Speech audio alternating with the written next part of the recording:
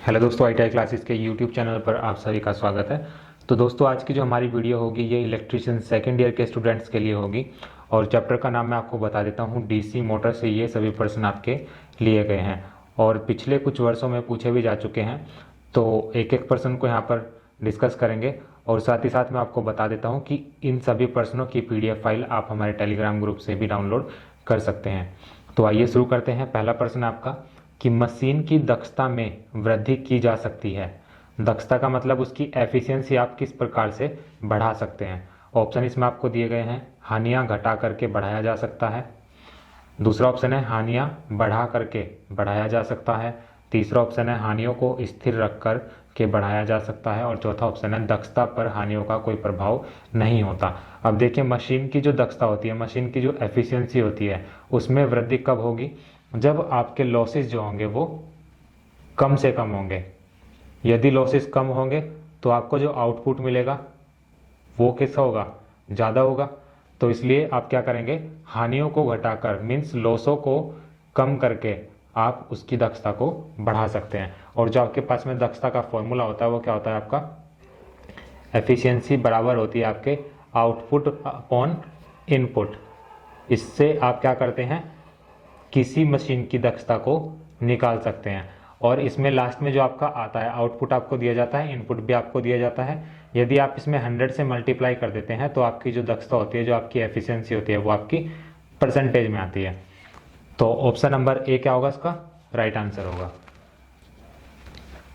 इसके बाद में दूसरा प्रश्न आपका कि वह युक्ति जो विद्युत ऊर्जा को यांत्रिक ऊर्जा में परिवर्तित करती है कहलाती है।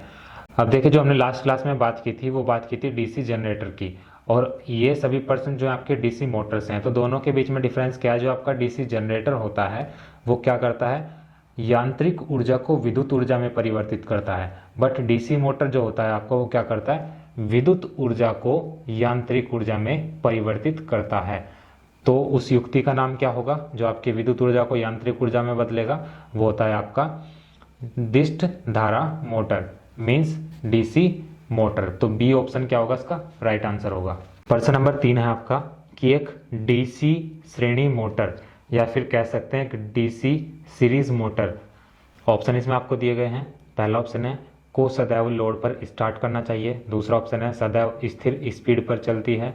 तीसरा ऑप्शन है उच्च स्टार्टिंग बलागुण के लिए उपयुक्त नहीं है। और चौथा ऑप्शन है अधिक उच्च गति से चलेगी यदि फील्ड ओपन हो जाए। तो देखिए, अब आपका DC सीरीज मोटर जो होता है उसमें होता क्या है? इसमें आपका ये होता है कि जो आपकी फील्ड वाइंडिंग होती है, जो आपकी फील्ड वाइंडिंग होती है उसको आर्मेचर के साथ में, इन दोनों को क्या करते हैं? सीरीज में जोड़ते हैं। जो आपकी फील्ड वाइंडिंग होगी उसको क्या करेंगे? आर्मेचर के साथ में सीरीज में जोड़ा जाता है। और जो इसमें आपकी फील्ड वाइंडिंग होती है, फील्ड वाइंडिंग में हम क्या करते हैं? इसको हम मोटे तार की बनाते हैं। मोटे तार होंगे आपके, प्लस नंबर ऑफ टर्न्स जो होंगे वो क्या होंगे? कम होंगे। अब नंबर ऑफ टर्न्स यदि कम होंगे और तार आपकी मोटी होगी तो क्या होगा? रेजिस्टेंस जो होगा आपका वो क्या हो जाएगा? कम हो जाएगा। तो जो आपकी फील्ड वाइंडिंग होगी और जो आर्मेचर होगा आपका, उन दोनों में क्या होगा? एक समान करंट होगा। तो जैसे जैसे आपका लोड बढ़ता जाएगा उसमें क्या होता चला जाएगा? आपका करंट भी बढ़ता चला जाएगा। तो आप कह सकते हैं कि इसमें जो धारा का मान होता है वो न्यूनतम होता है। जब धारा का मान न्यूनतम होगा तो आपका फ्लक्स भी क्या हो जाएगा? कम होगा। फ्लक्स भी आपका कम होगा यदि आपकी जो धारा है वो कम होगी। तो यहाँ से आपकी जो स्पीड होगी, फिर मोटर की जो स्पीड होगी वो क्या हो जाएगी? बढ़ जाएगी। अब आपसे पूछा क्या कि एक DC श्रेणी मोटर, इसलिए हम क्या करते हैं? इसको आप सदैव लोड पर स्टार्ट करते हैं। तो ऑप्शन नंबर ए क्या होगा? इसका करेक्ट आंसर होगा। एक बार फिर से समझते हैं। जो आपका DC सीरीज मोटर होता है उसमें क्या होता है? जो आपकी फील्ड वाइंडिंग होती है उसको आर्मेचर के साथ में सीरीज क्रम में जोड़ा जाता है। और जो फील्ड वाइंडिंग होगी उसमें हम क्या करते हैं? जो आपके मोटे तार होते हैं उसमें मोटे तार तो होंगे बट जो नंबर ऑफ टर्न्स होंगे वो क्या होंगे? कम होंगे। अब कम होंगे तो क्या होगा? फिर आपका रेजिस्टेंस जो होगा वो कम हो जाएगा। और कहने का मतलब ये हुआ कि जो आपकी धारा होगी वो भी क्या होगी? कम होगी। जब धारा कम होगी तो आपका फ्लक्स भी कम होगा, तो स्पीड जो है मोटर की वो बढ़ जाएगी। तो इसलिए हम क्या करते हैं? सदैव डीसी सीरीज मोटर को आप एक लोड पर स्टार्ट करते हैं। तो ऑप्शन नंबर ए क्या होगा, इसका करेक्ट आंसर होगा। इसके बाद में चौथा प्रश्न है आपका। अब चौथा प्रश्न भी इसी तरह का है, बट उसमें थोड़ा सा चेंज है। देखते हैं पहले, निम्नलिखित में से किस डीसी मोटर की गति लगभग स्थिर होती है। अब ऑप्शन इसमें आपको दिए गए हैं, श्रेणी मोटर, शंट मोटर, संचयी संयुक्त पद मोटर, और चौथा ऑप्शन है इनमें से सभी। अब देखिए, अभी तो हमने बात की थी डीसी सीरीज मोटर की, अब यहाँ बात की गई है डीसी मोटर की। अब देखते हैं इसमें जो आपका डीसी मोटर की, इसमें पूछा है कि ऐसा कौन सा मोटर है जिसमें आपकी जो स्पीड होती है वो क्या होती है, लगभग स्थिर होती है या फिर कांस्टेंट होती है। तो वो क्या होता है, आपका शंट मोटर होता है। डीसी शंट मोटर एक ऐसा मोटर होता है जिसमें आपकी जो गति होगी वो क्या होगी, स्थिर होगी। अब इसमें देखते हैं क्या होता है कि आपकी जो फील्ड वाइंडिंग होती है, फील्ड वाइंडिंग जो होगी उसको आर्मेचर के साथ में पैरेलल क्रम में जोड़ते हैं, पैरेलल क्रम में जोड़ा जाता है। अब इसमें क्या होगा, इसमें आपकी जो फील्ड वाइंडिंग होगी, अभी डीसी सीरीज मोटर में क्या था, जो वाइंडिंग थी आपकी किसकी थी, मोटे तारों की थी, और नंबर ऑफ टर्न्स क्या थे आपके, कम थे। बट इसमें उल्टा होता है, इसमें क्या होंगे, आपके पतले तार होंगे प्लस नंबर ऑफ टर्न्स भी ज़्यादा होंगे, तो रेजिस्टेंस भी क्या हो जाएगा आपका, रेजिस्टेंस भी बढ़ जाएगा। अब रेजिस्टेंस बढ़ जाएगा तो फिर क्या होगा, आपका जो धारा होगी वो भी इंक्रीज हो जाएगी। अब धारा इंक्रीज हो जाएगी तो फिर आपका टॉर्क ज़्यादा हो जाएगा। अब इसमें इसलिए क्या होता है कि डीसी मोटर की गति आपकी क्या होती है, शंट मोटर में स्थिर होती है। या फिर ये कह सकते हैं कि इसमें जो आपका करंट होता है, फील्ड वाइंडिंग में जो आपका करंट होता है वो क्या होता है, एक समान होता है। और जो आर्मेचर करंट होता है वो आपका लोड के ऊपर डिपेंड करता है। तो इसलिए हम क्या करते हैं, डीसी शंट मोटर जो होता है आपका वो टूल्स के लिए प्रयोग किया जाता है। टूल्स में हम कह सकते हैं जो आपकी लेथ मशीन होती है वो डीसी शंट मोटर पर चलती है। और जो आपका डीसी सीरीज मोटर था उसमें क्या था, उसके द्वारा आप ट्रेन हुआ, आपकी क्रेन हुई, इसके अलावा आपके जो डीसी फैंस होते हैं, डीसी फैंस जो होते हैं वो इसके द्वारा चलाए जाते हैं। तो डीसी सीरीज मोटर की हमने बात की, इसके बाद में डीसी शंट मोटर की हमने बात की। इसके बाद पांचवा प्रश्न आपका कि डीसी मोटर का फर्स्ट ईएमएफ निम्नलिखित पर निर्भर करता है। इसका मतलब यह है कि डीसी मोटर का जो आपका बैक ईएमएफ होगा वो किस पर निर्भर करता है। अब देखते हैं ऑप्शन इसमें आपको दिए गए हैं, फील्ड फ्लक्स, दूसरा ऑप्शन है चालक की आकृति, तीसरा ऑप्शन है ब्रूस की सामग्री, और चौथा ऑप्शन है स्लिप रिंग की किस्म। तो आपको मैंने फॉर्मूला बताया था बैक ईएमएफ निकालने के लिए, ईएमएफ बैक निकालने के लिए ये होता है आपका phi into Z into N into P और अपॉन ये हो जाएगा आपका 60A। ये आपके पास में बैक ईएमएफ निकालने का फॉर्मूला था। अब देखते हैं इसमें क्या होता है, आपका ऑप्शन क्या क्या दिए गए हैं। बैक ईएमएफ आपका किस किस चीज़ पर डिपेंड करता है, इस फॉर्मूले से आपको पता चलेगा। पहला ऑप्शन दे रखा है फील्ड फ्लक्स, तो फाई आपका फ्लक्स होता है, तो एक तो इस पर डिपेंड करेगा। दूसरा देखते हैं चालक की आकृति, चालक की आकृति यहाँ पर आपको दी नहीं गई है, ब्रूस की सामग्री भी नहीं दी गई है, और स्लिप रिंग की किस्म भी नहीं दी गई है। इसलिए आप कह सकते हैं कि जो आपका बैक ईएमएफ होता है डीसी मोटर का वो सिर्फ आपके फील्ड फ्लक्स पर डिपेंड करता है। तो ऑप्शन नंबर ए क्या होगा, इसका राइट आंसर होगा। इसके बाद में प्रश्न नंबर 6 है आपका कि डीसी मोटर को निम्नलिखित द्वारा सरलता से पहचाना जा सकता है। ऑप्शन दे रखे हैं इसमें आपको, योक, चालक का साइज, कम्यूटेटर और वाइंडिंग। अब देखिए जो आपका डीसी मोटर होता है उसको किसके द्वारा पहचानते हैं हम, कम्यूटेटर के द्वारा आसानी से पहचान सकते हैं। तो ऑप्शन नंबर सी क्या हो जाएगा इसका, ऑप्शन नंबर सी कम्यूटेटर इसका राइट आंसर होगा। देखिए डीसी मोटर में क्या होता है, डीसी मोटर में भी आपकी ये सभी चीज़ें होती हैं और एसी मोटर में भी आपकी ये सभी चीज़ें होती हैं, बट जो आपको पहचान करनी होगी वो किसके द्वारा की जाएगी, वो कम्यूटेटर के द्वारा पहचान की जाएगी कि ये डीसी मोटर है या फिर एसी मोटर है। इसके बाद में प्रश्न नंबर 7 है आपका कि दिष्टधारी मोटर में प्रवर्तक का उद्देश्य क्या है। प्रवर्तक का मतलब क्या होता है आपका, स्टार्टर। स्टार्टर का उद्देश्य क्या होता है किसी डीसी मोटर में। ऑप्शन इसमें आपको दिए गए हैं, मोटर को अतिभार से सुरक्षित करना, विरोधी ईएमएफ बढ़ाना, अधिक प्रवर्तक घूर्णबल बढ़ाना, और चौथा ऑप्शन है प्रारंभिक धारा को नियंत्रित करना। तो डीसी मोटर में जो आपका स्टार्टर होता है वो क्या करता है, आपकी जो प्रारंभिक धारा होती है उसको नियंत्रित करता है। तो ऑप्शन नंबर डी क्या होगा, इसका राइट आंसर होगा।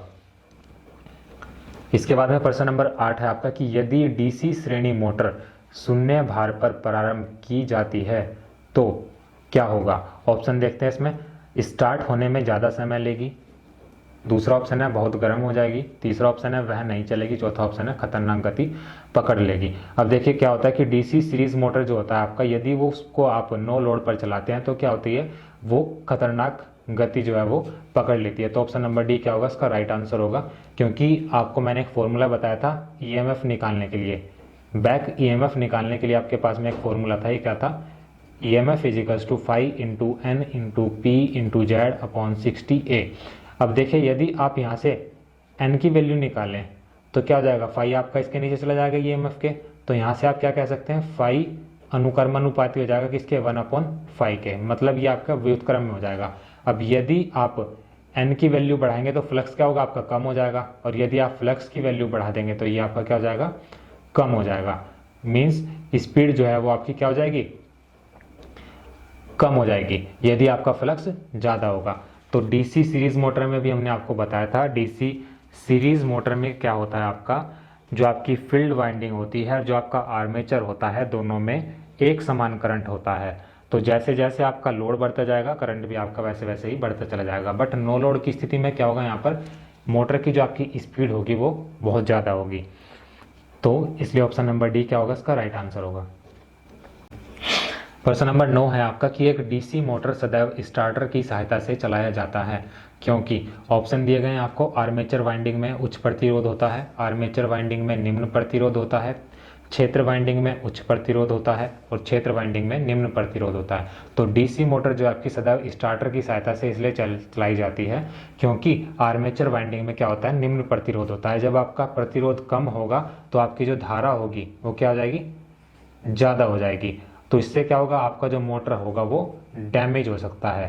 तो इसलिए क्या करते हैं, उसको एक स्टार्टर की सहायता से चलाया जाता है। तो ऑप्शन नंबर बी क्या होगा, इसका राइट आंसर होगा। प्रश्न नंबर 10 है आपका कि डीसी शंट मोटर का प्रयोग निम्न में से किसके संचालन में किया जाता है। ऑप्शन इसमें आपको दिए गए हैं, ट्रेन, क्रेन, हॉइस्ट, और चौथा ऑप्शन है मशीन टूल्स। तो अभी हमने आपको बताया था कि जो डीसी शंट मोटर होते हैं उनका उपयोग आप किस लिए करते हैं, मशीन टूल्स के लिए करते हैं, जैसे आपका लेथ मशीन हुई, क्योंकि इसमें क्या होता है, जो स्पीड होती है वो आपकी एक कांस्टेंट होती है। बट जो आपका डीसी सीरीज मोटर होता है वो किसके संचालन के लिए प्रयोग किया जाता है, जो आपका ट्रेन हुआ, क्रेन हुआ, डीसी फैंस हुए या फिर हॉइस्ट हुआ, इन सब के लिए आप डीसी सीरीज मोटर का प्रयोग करते हैं। बट यहाँ पर पूछा क्या है आपसे, डीसी शंट मोटर, तो उसका उपयोग किस लिए करेंगे आप, मशीन टूल्स को चलाने के लिए।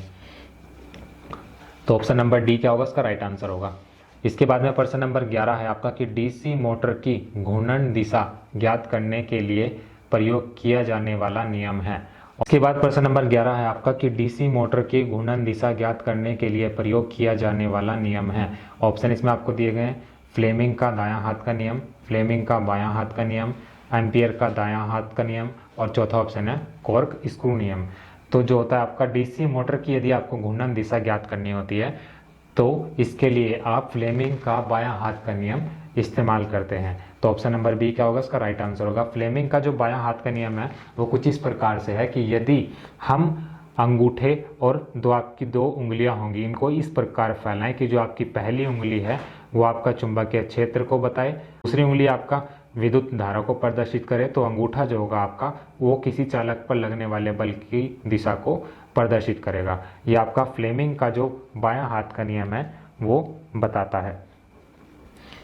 नंबर 12 है आपका कि यदि किसी डीसी मोटर के सप्लाई टर्मिनल्स को आपस में बदल दिया जाए तो क्या होगा। अब देखिए यदि किसी डीसी मोटर के सप्लाई टर्मिनल्स को आप बदल देते हैं तो जो मोटर की घूर्णन दिशा होती है, मतलब जिस दिशा में आपका मोटर घूमता है उसकी दिशा वही रहती है। तो ऑप्शन नंबर सी क्या होगा, इसका राइट आंसर होगा।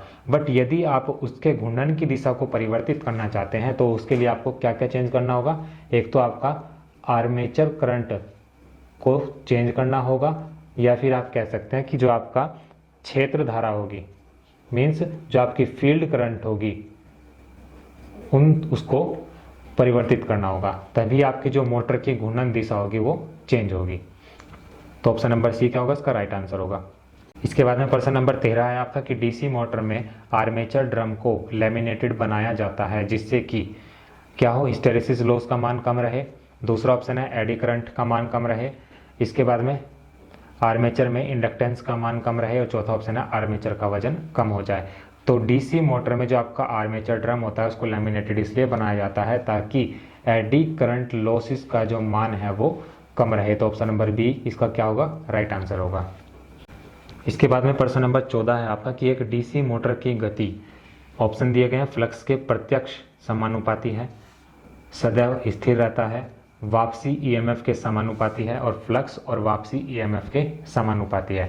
तो डीसी मोटर की जो स्पीड होगी, अब आपके पास में एक फॉर्मूला था वही ईएमएफ वाला, जो आपका ईएमएफ होता है वो बैक ईएमएफ भी कहलाता है आपका। तो ई बी से रिप्रेजेंट करेंगे इसको और ये होता है आपका phi into Z into N into P upon 60 A, ये आपके पास में फॉर्मूला होता है।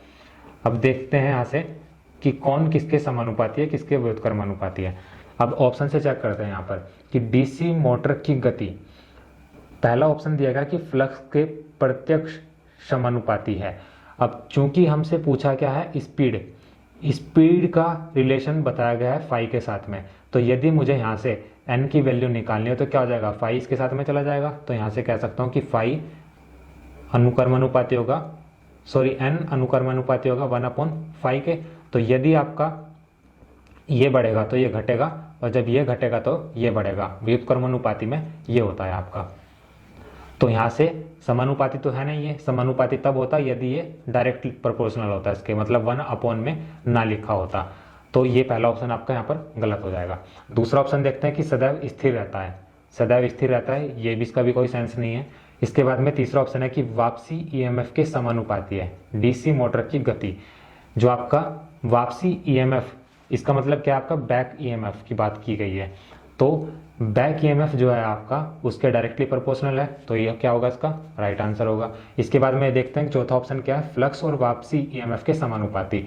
अब अभी हमने आपको बताया कि जो आपका फ्लक्स होता है वो तो क्या होता है, इन्वर्सली प्रोपोर्शनल होता है और जो आपका बैक ईएमएफ होता है वो डायरेक्टली प्रोपोर्शनल होता है। तो इसलिए ऑप्शन नंबर सी क्या होगा, इसका राइट आंसर होगा। सिर्फ बैक ईएमएफ के समानुपाती होते हैं किसी डीसी मोटर की गति।